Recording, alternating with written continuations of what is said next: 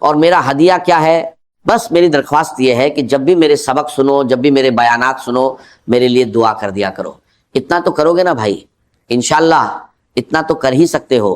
اور دوسری بات یہ ہے کہ میں آپ کو ہدیہ دینے آیا ہوں، آپ مجھے دعا کا ہدیہ دو اور میں آپ کو عمل کا ہدیہ دیتا ہوں۔ آج سے کچھ ایسے عمل اپنے معمول میں شامل کر لو جو انشاءاللہ آپ کی زندگی کو بدلنے کا ذریعہ بن سکتے ہیں۔ سب سے پہلے 10 مرتبہ سورہ اخلاص پڑھ لو۔ 10 مرتبہ سورہ اخلاص پڑھنے کی فضیلت بیان کی گئی ہے۔ جنت میں ایک محل ملنے کی بات آتی ہے۔ اب میں اپنے شاگردوں سے کہتا ہوں کہ بھائی صرف 10 پر مت رکو۔ اگر اللہ نے آپ کو وقت دیا ہے، زبان دی ہے، سانسیں دی ہیں، تو زیادہ سے زیادہ اللہ کا کلام پڑھو۔ آج کل میں اپنے شاگردوں سے کہتا ہوں کہ 313 مرتبہ سورہ اخلاص پڑھنے کی عادت ڈالو۔ انشاءاللہ جنت میں بہت سے محل تیار ہو جائیں گے۔ دنیا میں ایک بنگلہ بنانے کے لیے آدمی زندگی بھر محنت کرتا ہے، زمین خریدتا ہے، پیسہ لگاتا ہے، اینٹیں لگاتا ہے، سیمنٹ لگاتا ہے، مزدور لگاتا ہے، سالوں محنت کرتا ہے، لیکن جنت کے محل کے لیے اللہ نے کتنے آسان راستے رکھے ہیں۔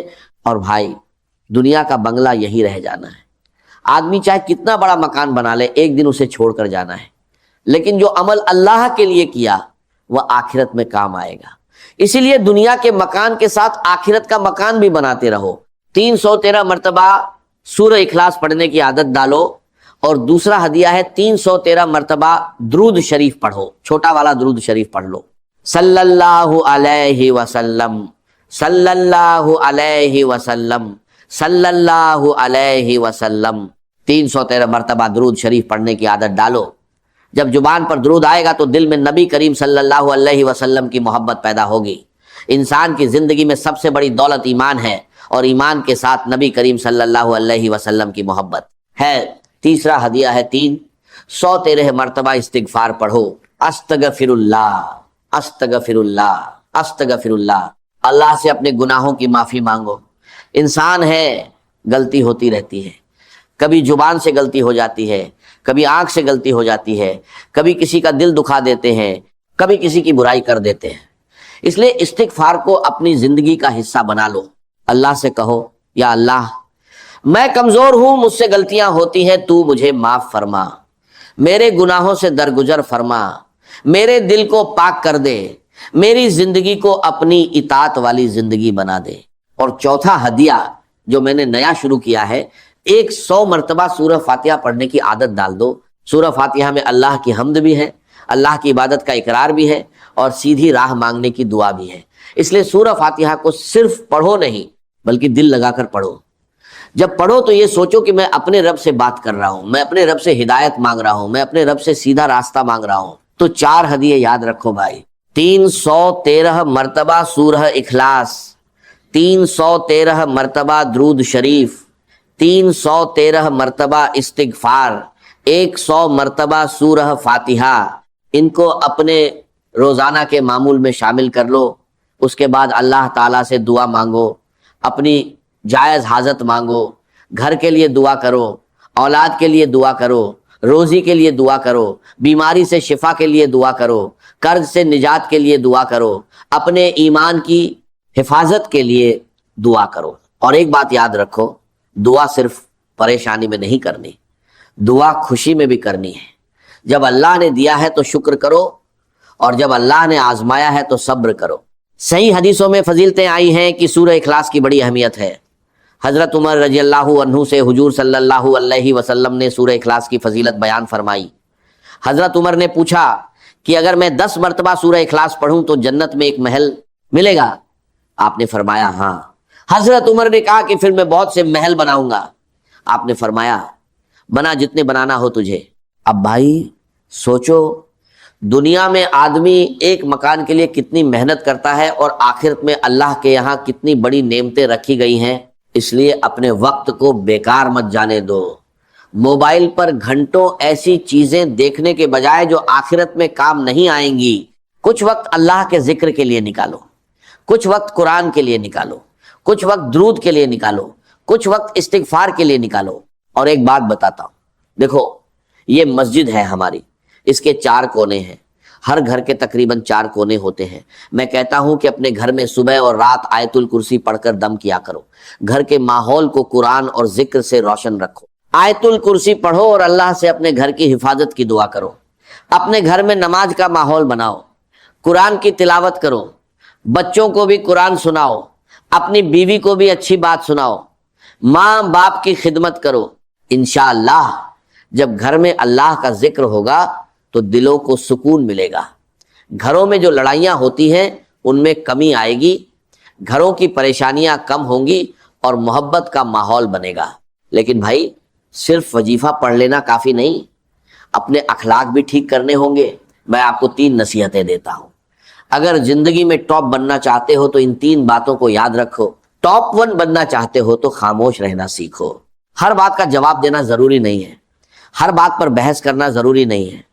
کوئی کچھ کہہ دے تو ترنت جواب دینا ضروری نہیں ہے.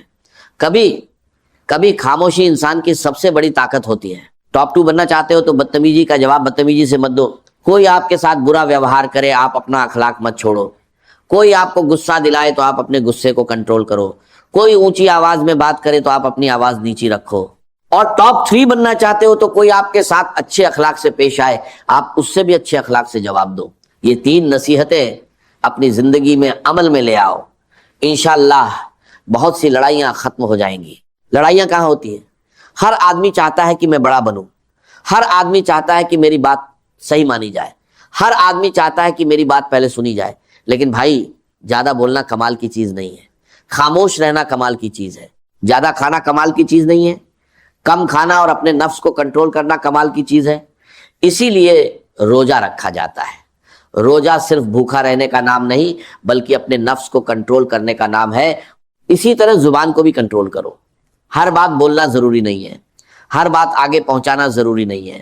ہر خبر شیئر کرنا ضروری نہیں ہے. پہلے دیکھو کہ بات صحیح ہے یا نہیں پھر اسے آگے بڑھاؤ. اور دعوت کے کام کو اپنا کام بناؤ. اللہ اور اس کے رسول صلی اللہ علیہ وسلم کی باتیں خود سنو اور دوسروں تک بھی پہنچاؤ. میں ہبلی گیا تھا. وہاں ایک نوجوان ملا.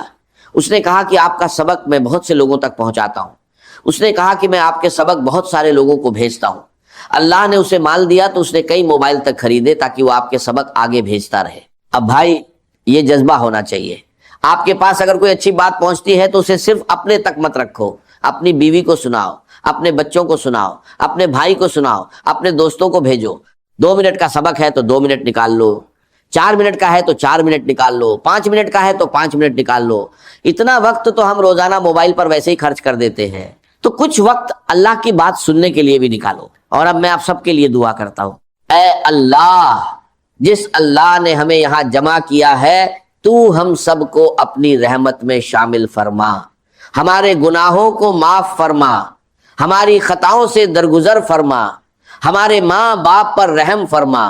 ہمارے بچوں کو نیک بنا. ہمارے گھروں میں سکون عطا فرما.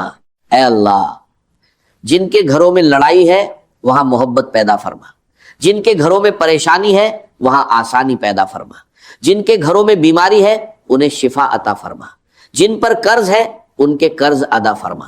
جو بے روزگار ہے انہیں حلال روزی عطا فرما. جن کے کاروبار میں پریشانی ہے ان کے کاروبار میں حلال برکت عطا فرما. اے اللہ، جو روزانہ 313 مرتبہ سورہ اخلاص پڑھتے ہیں، 313 مرتبہ درود شریف پڑھتے ہیں، 313 مرتبہ استغفار پڑھتے ہیں اور 100 مرتبہ سورہ فاتحہ پڑھتے ہیں، ان کے نیک عمل کو اپنی بارگاہ میں قبول فرما اور ان کی جائز دعاؤں کو اپنے فضل اور کرم سے قبول فرما. اے اللہ، ہمارا کھویا ہوا دین واپس دے دے. ہمارے دلوں میں قرآن کی محبت پیدا فرما. ہماری نمازوں کو ٹھیک فرما. ہماری زبان کو جھوٹ سے بچا. ہماری آنکھوں کو حرام سے بچا. ہمارے کانوں کو بری باتوں سے بچا. ہمارے ہاتھوں کو غلط کام سے بچا اور ہمارے قدموں کو سیدھی راہ پر چلا. اے اللہ، جس نے بھی مجھے اپنی دعاؤں میں یاد کیا ہے، جس نے بھی میرے لیے خیر مانگی ہے، جن کا ہم پر کسی قسم کا حق ہے، جن کا ہم پر احسان ہے، ان سب کو اپنی رحمت میں شامل فرما. جو ماں اپنے بچوں کے لیے دعا کرتی ہیں ان کی دعا قبول فرما. جو بہنیں اپنے گھروں کے لیے دعا کرتی ہیں ان کی دعا قبول فرما. جو باپ اپنی اولاد کے لیے پریشان ہے اس کی پریشانی دور فرما. اے اللہ، جو مانگا گیا ہے وہ بھی عطا فرما اور جو مانگنے سے رہ گیا ہے وہ بھی اپنے علم اور کرم سے عطا فرما. ہواؤں کے ساتھ جو خیر آتی ہے وہ خیر ہمارے مقدر میں لکھ دے، اور ہواؤں کے ساتھ جو برائیاں آتی ہیں ان سے ہماری حفاظت فرما۔ اے اللہ، دنیا میں جہاں کہیں بھی میری اس دعا پر آمین کہی جا رہی ہے، ان سب کی جائز مرادوں کو پورا فرما، ان کی پریشانیوں کو دور فرما، ان کے گھروں میں سکون عطا فرما، ان کے دلوں کو اپنے ذکر سے زندہ کر دے۔ جس کرم سے تو نے ہمیں یہاں جمع کیا ہے، اسی کرم سے جنت الفردوس میں اپنے نبی صلی اللہ علیہ وسلم کے پڑوس میں ہماری آنے والی نسلوں کے ساتھ ہمیں جمع فرما۔ آمین یا رب العالمین۔ سبحان ربک رب العزت عما یصفون والسلام علی المرسلین والحمد للہ رب العالمین۔ اچھا بھائی، یہاں امام صاحب کون ہیں؟ چھٹی پر گئے ہوئے ہیں۔ اچھا، میری عادت ہے کہ میں جہاں بھی جاتا ہوں وہاں کے امام صاحب اور مؤذن صاحب کو اپنی طرف سے ایک تسبیح دیتا ہوں۔ یہ میری تسبیح ہے، اس کا نام ہے جاندار، شاندار، مالدار، دیندار، ایماندار۔ کتنے نام ہوئے بھائی؟ 5۔ اب ظاہر بات ہے کہ سب لوگوں کو تو میں نہیں دے سکتا۔